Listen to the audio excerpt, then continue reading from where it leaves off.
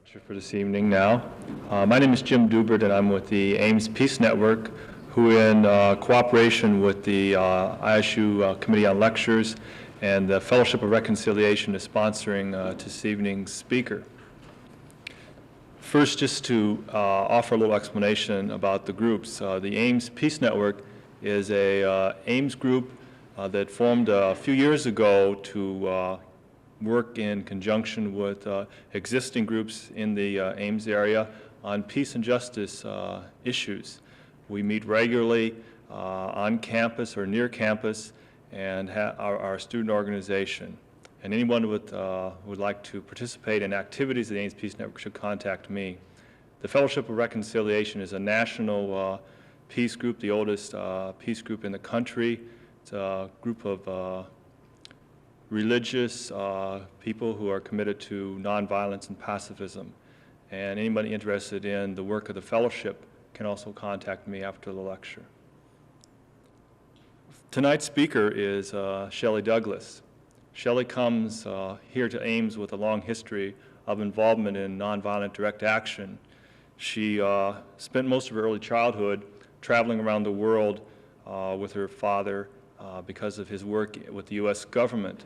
And from her experiences with her father, she developed an interest in peace and justice issues. She got involved first during the civil rights movement in the 60s. She was involved with the March on Selma, and she was involved with a Milwaukee housing project. And then when the Vietnam War came, she was active in the struggle to stop the Vietnam War. She has been involved in the last 15 years in many intentional communities across the country. She was involved with the Catholic worker community in Milwaukee, and she is presently living in a community in the Northeast. She's conducted workshops on nonviolence and feminism and has written articles in numerous publications, including Fellowship Magazine, The Catholic Agitator. Presently is writing a book on feminism and nonviolence, and is presently a staff person for the Ground Zero Center for Nonviolent Action in the state of Washington. So with that background, I'd like to introduce our speaker for this evening, Shelley Douglas.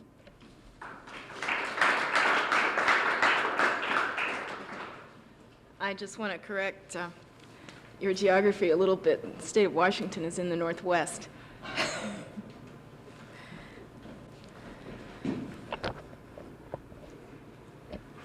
I guess that'll work. I'm supposed to tell you about resisting Trident, I think. And we'll take, I guess, about an hour altogether to do that. Is that right? So I'll tell you about what we're doing first, and then we can have some discussion, and you can ask me questions which I may or may not be able to answer. The story of resisting Trident is a real interesting one because it was all begun by just one person who had questions of conscience and who had questions about what the American government was doing and about whether or not the American people had ever been allowed to make a decision on matters of policy. This person's name is Bob Aldrich, and Bob Aldrich worked for Lockheed Missiles and Space Systems in Santa Clara, California for about 16 years. He was the project design chairman for the Polaris missile and the Poseidon missile, and then for the Trident missile system, all of which are American nuclear missiles fitted into submarines. And Bob was quite successful at doing this. He had a good job. He and Janet had 10 children that they were supporting with this job in, the style to which they had become accustomed, which was a pretty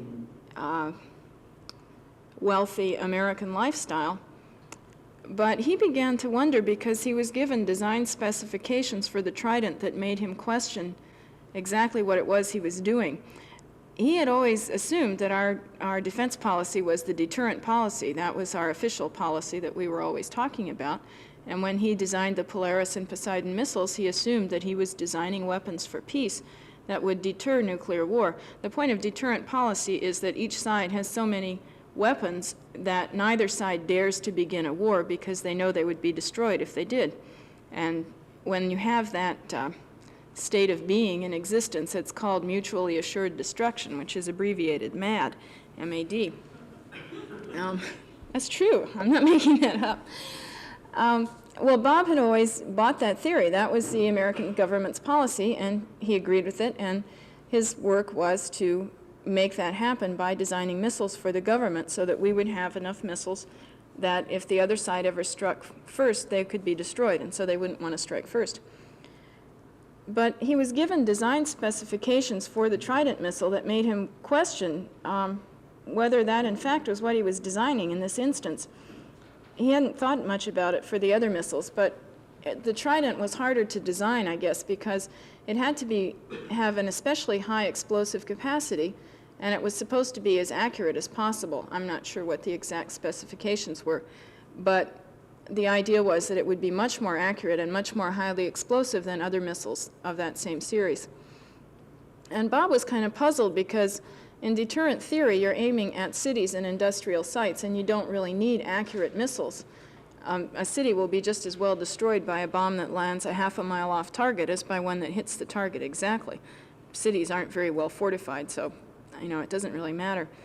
And you don't have to have a real high explosive power either.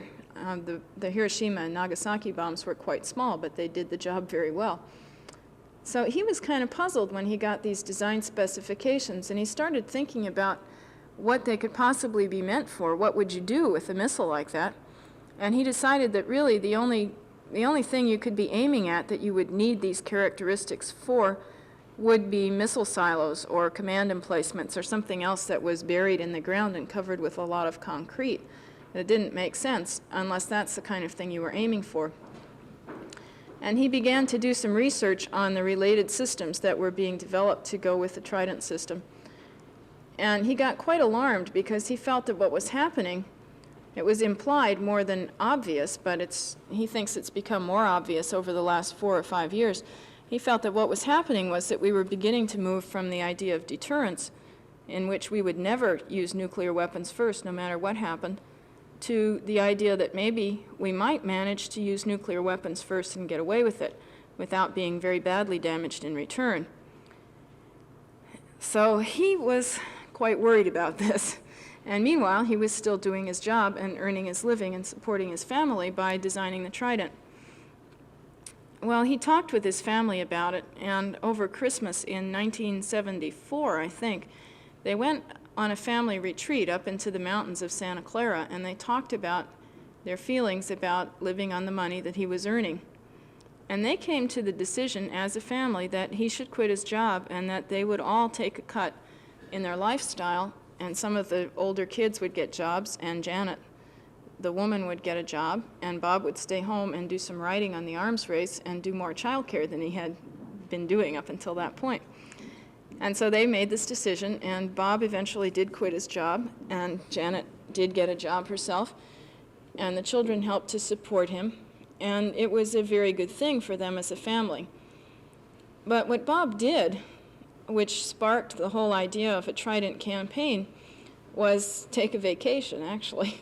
He came up to British Columbia, where we were living, and mentioned to us in passing that he had quit his job, and we said, also in passing, "Oh, well, why did you quit your job?" And he told us. And then he said, "Do you know what's being built 50 miles south of the Canadian border in Washington State?" And we, very unsuspecting, said, "No, what?" And he told us that the Trident missile base was being built down there in Washington State, and that would be the home port for the first 10 Trident submarines anyway.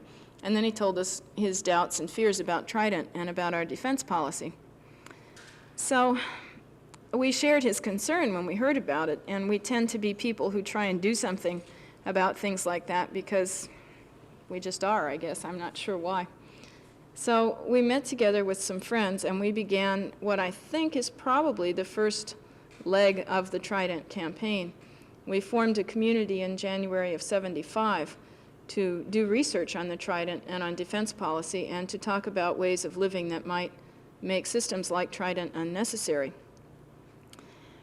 Now, we had decided that not only did we want to stop Trident as a political thing in the same sense that the B-1 bomber was stopped, but that we also felt there was a need to live differently in this world if we were going to have a peaceful world, It didn't make any sense to stop one missile system unless you were talking about living in a different way that made missile systems less necessary. And so we said that our basic goal as a community was not to stop Trident, but was to create an experiment in nonviolent living, and that would have personal ramifications as well as the political ones of the campaign. We took Trident as our political campaign, but we also talked a lot about consumerism and simple living and feminism in our community, trying to confront all the different ways that we were violent people in our relationships among ourselves and with the rest of the world. And we felt that we wanted to have a campaign mode of operating rather than a series of isolated actions or a particular mode of action being our only one. We knew groups that were doing legislative actions that would spend all their time working with different legislatures. We knew groups that were spending all their time lobbying Congress. We knew groups that only did civil disobedience actions. We knew groups that did vigils and marches that weren't civil disobedience and didn't do anything else. What we didn't know about was any group that was trying to do all of those things, or at least to allow space for people to do all of those things as they felt moved to do them. And our belief was that if we were going to change consciousness, which is what basically we're about, creating an awareness of the destructiveness of the nuclear arms race and creating an awareness of the fact that it's basically out of our control as citizens and that we need to take some more control over those kinds of decisions, then we needed to use all the methods that we knew of people using, and we needed to have a space where everybody could get involved in this campaign. And so, maybe campaign isn't the best word, but we don't know any other word for it, so that's the one we use. We've always had the idea that there are different steps and levels to any kind of involvement, and that when you first hear about something, the first thing you want to do is find out more about it, because you don't want to act unless you're informed. So we spent the first 6 months of our involvement researching, going back and reading congressional records and Defense Department statements and all the stuff that Bob Aldridge dredged up from, the technical weeklies that he read, and trying to understand exactly what was happening as best we could. And then we put it together into a slideshow which lasted about a half an hour, and which is not the slideshow that I have here in the projector. Well, after you think you know what you're talking about, the next step is to go and share it with other people and get their opinions and begin to, share your concerns. And so we did that for quite a while too, and we still are doing that. It's an ongoing form of action. One of the basic legs of the pod, I suppose, that holds up the campaign. We've gone everywhere we could get our foot in the door, showing the slideshow and raising issues and saying what our concerns were and why we were concerned. We've been to churches and unions and Golden Age clubs and high schools and, anywhere that we can go, we go, and talk about the whole idea of nuclear arms and raise the issue. We don't think we have any specific answers ourselves, except that we think the direction we're going is crazy. And I guess our basic first point is to raise the whole issue and get people to talk about it and to make their own decision on where we're going. And the second step that we believe is really important is that once you make the decision about what you think, you have to do something about it. And that means if people decide that they support Trident, then they should do something about that. If they decide that indeed they don't like our arms policy, then they need to take steps in that direction. But in some way, we need to get involved in the decision-making that's guiding our future. So we do a lot of other things besides the basic raising of issues and educational work. Some of the things we've done or encouraged other people to do have been letter-writing campaigns, the usual kinds of things that you do. You write to your senator or to your congressperson. Our senators are not very helpful. We have Jackson and Magnuson, and they're sometimes known as the senators from Bowling by people who follow the Senate. So they aren't real sympathetic to us. We have had people go to Washington and lobby. People go and try and talk to the president, or presidents, Ford and Carter. We've done some political work during the last presidential election. We did some work. In Canada, we've had people take stands, the major Canadian churches in the province of British Columbia have all taken a stand against Trident. So have all the labor unions in the province of British Columbia, and so have all the major political parties. British Columbia is especially affected because Trident will use Canadian waters right below the island of Vancouver, which is not very far from the base itself. And so people feel a special concern from BC because Trident is practically in their province. It's very close. So we've used all of those sort of normal political channels. We've also used more conspicuous normal political channels like marches and vigils and rallies and various ways of showing numbers of people in opposition to Trident and showing that there is a growing question about American defense policy and about the point of the arms race.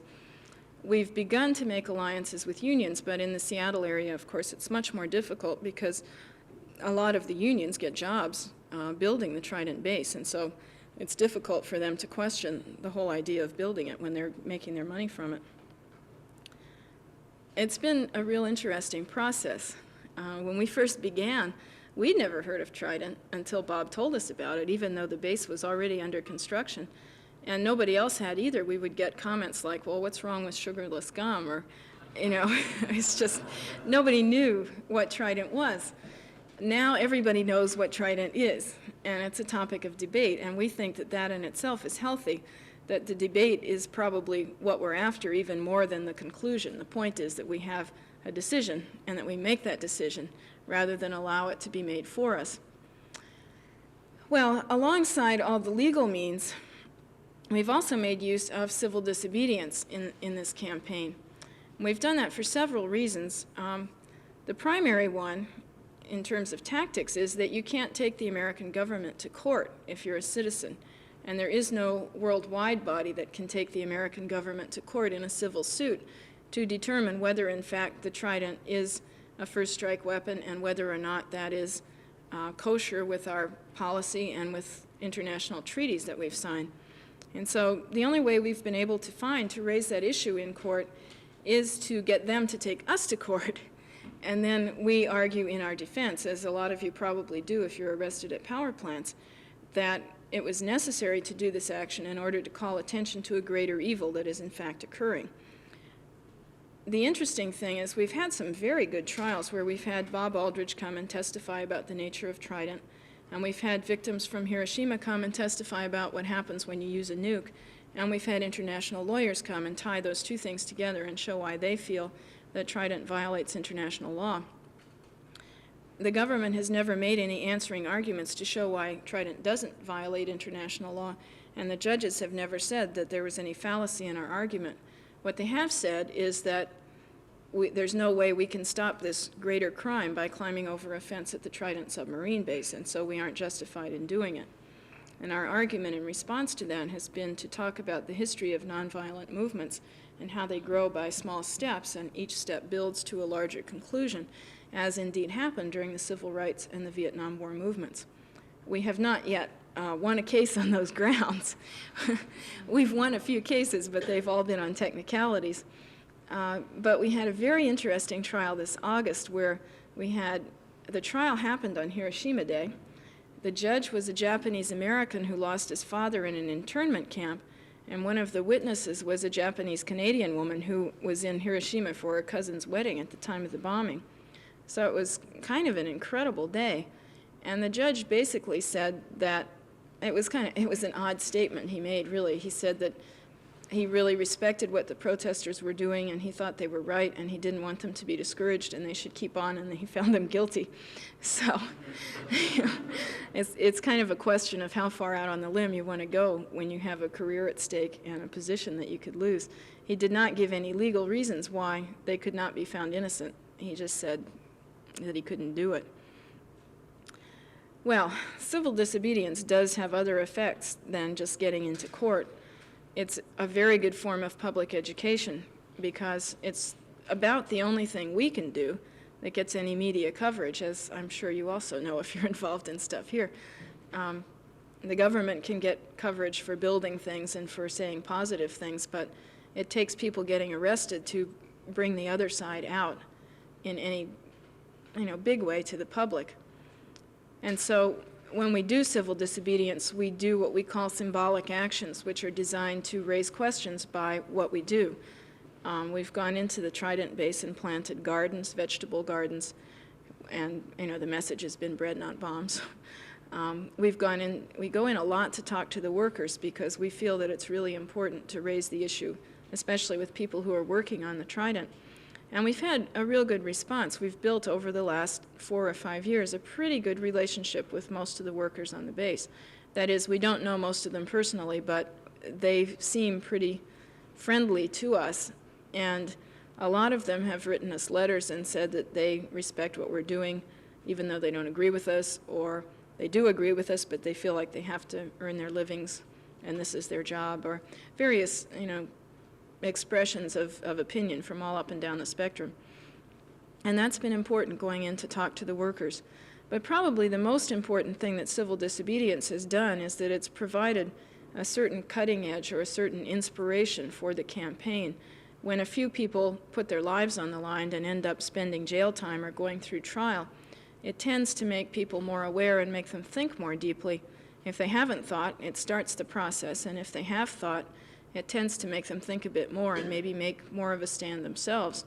So that when I was in jail, I used to get letters all the time from people that I either didn't know or knew very slightly, who would say, well, because you're in jail, I've thought about this a bit more, and this is what I think. And some of them said, I think you're all wrong, And others of them said, I think that you're right. We need to question the weapons policy, and I'm going to write my congressman, or I'm going to go to a vigil, or I'm going to do any one of a number of things. And we felt that that's really important, that having people, even though it seems very boring and purposeless in jail, having people sitting in there has been important to the people outside. It's also helped us make contact with a lot of people that we wouldn't see otherwise, particularly people who are not white and not wealthy, or even, wealthy isn't the word, who don't have enough to eat, and who are kind of the victims of our economic system. We talk a lot about peace conversion when we're out at the base with the workers, and when we go to jail, we see the other side of that. We see the people who suffer from not having what they need because of where we're putting our money, and that's been really important for us, too. Let's see. There's something else I was going to tell you before I showed the slides. One of the most important things we've done, which I momentarily blanked out on, was that we've become neighbors in Kitsap County, where the base is located, instead of being outside agitators. For a long time, some of us lived in Seattle, and some of us lived in Bellingham, which is 200 miles away, and some of us lived across the border in Canada, and we would all come down and do a demonstration at the Trident base, and then we would all go home. And we were working on the issue of Trident in our home communities, but the people in Kitsap had no way of knowing that. And so to them, it was like this army of outside people coming and invading and telling them that they were wrong and then leaving again. So we felt like that wasn't a very nonviolent or productive way of conducting affairs. And we decided to move into Kitsap County, some of us, and just live there and be people, send our kids to school and shop at the supermarket and join the PTA and get to know people as something other than those weird radical freaks who come from outside. And so we began to look for a piece of property where we could have a center for information and for nonviolence training and for discussion and raising issues. And we found 3 acres of land that borders the Trident base. It shares 300 feet of common fence. And we actually managed to buy it through providential aid. When we found it, we had $100, and we put that $100 down as earnest money, and we had 6 weeks to raise $14,000. And, but we made a lot of phone calls, and we wrote a lot of letters to people that we thought might have some money to put into it. And we got donations of anywhere from $2 to, I think the largest was $200. And we were able to put that money down by the time we had to. We got, the last dollar was reached the day before it was due. And so we own this 3 acres of land, which shares 300 feet of common fence with the base. And we discovered afterward that we're right beside the nuclear weapons storage. And so we named our land Ground Zero, Center for Nonviolent Action, because that's indeed where it is, Ground Zero. Ground Zero has a small house on it with what used to be 2 bedrooms, but what are now 1 office and 1 library.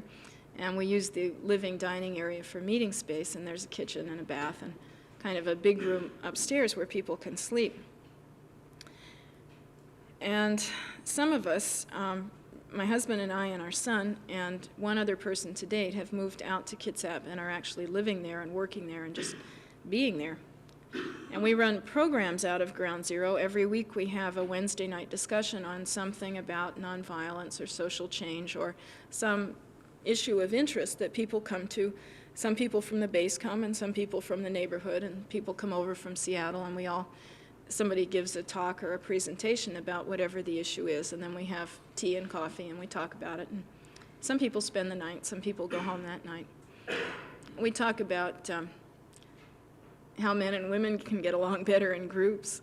We talk about South Africa and about battered women and abused children and whatever seems to be a current issue that people are concerned about. We talk about that.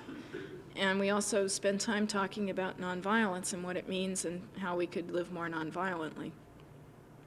Then on Thursday morning, the people who spend the night get up very early when it's very dark and very cold and almost always raining. And they go out every Thursday and they hand out leaflets to the workers who are going into the base to build the Trident systems. There are about 2,500 people right now who are constructing things on the base that will make it the home port for the Trident. They're constructing the Trident training facility and the explosives handling wharf and the swimming pool and a whole bunch of stuff. When we first began to leaflet, which was a year ago, September, we handed out about 500 leaflets, and the workers' attitude was fairly hostile. People got the finger a lot, and they got windows rolled up a lot, and they got swerved at a fair amount of the time, too. You have to understand that when people go into the base, there's 2,500 people going through 5 gates in the space of half an hour, and it's very fast. There's no time to sit around and talk or stand around and talk. But just the very fact of rolling down your window and sticking out your hand is a major production, so you really have to want that leaflet if you're going to take it. Over the last year, we've doubled the number of leaflets that we actually hand out to 1,000. And from what we hear by people that we know who work on the base, more people probably see them than just that 1,000. They tend to get passed around if they're particularly funny or stuck up on a bulletin board or whatever. We make an attempt not to be judgmental. We try and raise issues and not say that we have all the answers. We try and be humorous as much as possible. Sometimes we're very serious, but mostly we try and do it with a light touch. And we invite responses. We always put a note on the bottom saying, we'd like to hear what you think about this, and if you'd write us a letter, we'll be glad to print your letter and hand that out so that it's kind of like an equal time thing. And then we respond to their letter and hand that out, and it gets into a long exchange, which is a lot of fun. What's happened over the last year is that the sentiment among the workers has become much more sympathetic just as a result of this communication. I don't think it means that all the workers have decided we're right and are about to quit their jobs, but what it means is that they've realized most of them had questions to start with. That's something we've realized. And they've realized that we're not trying to condemn them, but that we also share those questions and are looking for answers. So we get all kinds of different responses now. Sometimes people will Xerox articles off for us and hand them back to us. When we give them a leaflet, they give us something in return. And that might be anything from an editorial in Aviation Weekly, which goes to disprove what we're doing, to a news article about Kings Bay, Georgia, or some other place which goes to prove that what we're doing is right. Sometimes we get cartoons, and that's really neat. We've gotten some of our most humorous cartoons about the arms race from workers in the base who've copied them off and handed them to us.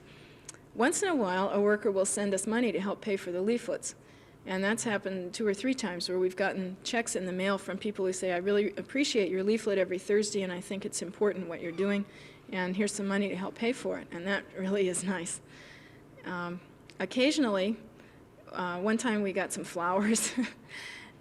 We get all different things handed to us. Sometimes we get pamphlets that say that we shouldn't try and stop nuclear holocaust from happening because it's the will of God that the world come to an end, and that's how it's going to happen, which we don't agree with. There's one man at one gate who always hands out a dozen donuts. Every week, the people at Half Mile Road Gate get a box of a dozen donuts handed out the window to them. So you can imagine that that's the favorite leafleting place. Everybody wants to go to Half Mile Road. It's all different. And there are still people who do that, and there are still people at one gate in particular. There are still people who will kind of play chicken and swerve at you and make you jump out of the way. We haven't quite figured out why one gate does that every week, 3 or 4 people. We think maybe it's some kind of a club to see how many demonstrators you can run down, you know. But be that as it may, most of the other people aren't quite that hostile anymore. One of the best things that we did, the most popular things, was a button that we leafleted on St. Nicholas Day last year. The leaflet was about children and raising children and how we all hope for certain things for our children, like peace and, you know, a chance to grow up. And the idea was that people could kind of make a statement of being a little bit on our side too without taking any great risk by wearing this button. The button said, "I'd rather make toys." And it had a picture of 2 people playing baseball or some ball game with submarines as bats. And it was very popular. We still see people going into the base wearing these buttons, and we've seen them downtown in Bremerton and all sorts of places. It's kind of a, you know, we said in our leaflet we'd rather make toys than get up at 5:30 a.m. and go out and leaflet too, but it seems to be something that's necessary given the situation. And so it's kind of a sign of some unity between people who should be, you know, opposed and polarized, that we can all wear these buttons with a fellow or sister feeling. So, I guess those are, yeah.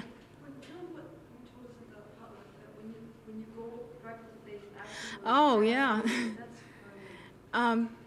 Well, what happens in Kitsap is very rural, and it's hard to find anything. And Ground Zero is just one little farmhouse, kind of like every other farmhouse up this road by the base.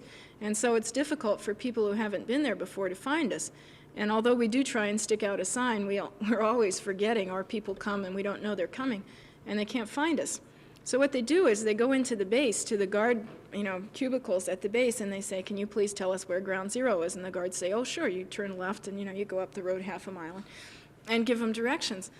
But some of the security guards told us about 3 or 4 months ago now that there was a new Navy directive that had been handed down, that they were no longer allowed to call us Ground Zero, that when they referred to us, they had to call us the Clear Creek Road Center, and they couldn't use our name anymore. And we're not sure why that is, except that maybe the Ground Zero name is a bit too graphic for public use. I don't know. But anyhow, the guards still know where Ground Zero is, and they still give people directions. We've gotten to be pretty good friends with most of the guards because they've arrested us so often, and we've had so many long discussions that, you know, that we're really, there's a lot of give and take back and forth. And in fact, the person who was not the head of security, but under the head of security for the Pan American Airways guards, which are the people who are around the perimeter of the base, resigned his job last January and got a job as manager of the gas station where we take our car. And he is now the person who fixes all the many mechanical defects in our car. And we're good friends. And he says, well, he'd never go back to work on the base. He just didn't like it. It wasn't so much that he objected to Trident as it just wasn't a very good place for him to work. So there's not a lot of personal animosity, even though there is a lot of being on different sides of the issue. And we think that that's real good, too. There is some personal animosity, there's no doubt about that. Kitsap has a lot of people who are retired Navy people, and it has a lot of John Birch people in it. And, you know, it's kind of like questioning everything that people believe in, and so they do tend to get hostile. But it also... We did one a year ago in May that had about 4,000 to 5,000 people out supporting and about 200 people who did civil disobedience, which was a tremendous improvement over 4 years before when we had about 30 people who did civil disobedience and 100 who were supporting, and we thought that was mammoth. I mean, we were so thrilled. So it is growing in the sense that people are aware and are concerned, and more people are taking a stand. In October, that's the time for our next sort of major action. We're not expecting it to be as large as the one in May because the weather in October is terrible. And it's one that will involve coming out and camping overnight on a farm, and it's just not going to be as many people who want to do that in October as did in May. But it's a nationwide action. It's happening, oh, that's something else I should have said. Since we started our campaign, there have been communities in all 6 of the major places where Trident is being worked on in this country, which have grown up and have begun to do the same kind of raising of issues that we do in their own ways. So there's a community now at Santa Clara where the missile's being built. There's one in St. Louis where General Dynamics, which is building the submarine itself, has its headquarters. There's one in Connecticut where the boat is being built. There's one just beginning in Kings Bay, Georgia, where it looks like another Trident base is being built. There's one, let's see, there's one in Michigan where the Alf Sanguine system is going in, which is probably the closest thing to you. That's 5. And there's one out of Baltimore and Washington area that goes to the Pentagon. So it's kind of a thing that's spread, and one of the things we're doing in October is that each of these 6 communities is taking action in their home area at the same time. The dates are the 28th and 29th of October. And some of them are going to the Soviet embassies. If they live in places where there are Soviet embassies or consulates, they're also going there to talk about the Soviet side of the arms race, instead of just talking about our side. But everybody is doing something, and that's sort of a major thing, to be doing something. Our theme is Trident conversion. And what we're going to do where we live is we'll have groups of people create displays of what they think could happen if the money and the resources and the energy that went into building arms like Trident could be used for other things, for cancer research or education or childcare or building low-income housing or whatever touches their quick. And they will bring these displays to the base, and we're going to have a rally on some farmland nearby donated by the farmer. And then we'll build like a county fair, just a big peace conversion fair. We're calling it Peace Conversion City. And people will be there and talk about their displays with other people, and there'll be some music and probably some dancing, and we're inviting anybody from the county who wants to come and either set up a display or just talk. And that will actually be illegal because the front of the base is owned by the Navy, and it's okay to walk there except if you're protesting, and then you get arrested. So probably people won't get arrested just for doing that because there are too many of them, but it will be a form of civil disobedience. People will sleep there overnight in a kind of occupation, and the next day people will go into the base with the themes, the peace conversion themes, and take them into the base as a way of kind of bringing it home. People will go over the old main gate fence in probably fairly large numbers, and then smaller groups will go over the fence in other areas and go in to talk with workers again, or talk with the chaplain, or talk with whoever they want to talk with. So that will all be going on in October, the end of October, and that's where most of our efforts are directed right now, toward organizing for that and raising issues. We have to be very careful when people get arrested that they know what they're doing and what the consequences are. Occasionally we have people who get real excited by the idea of an action and they want to go over the fence, but they haven't realized that if they go over the fence it means going to trial and maybe going to jail after. So we do nonviolence training where we raise all those issues and try and help people think through if they really are in a place where it's okay for them to do that, or whether maybe they should do something else to oppose Trident if they want to oppose Trident. We don't, we have a hard time getting everybody clear to do something like that because it's pretty demanding, but we do the best we can. I think maybe we should move this speaker stand. It's going to be in the way. I brought some slides. I don't have the slideshow that we made because it's being used really extensively now doing education in preparation for our demonstration. But I do have some slides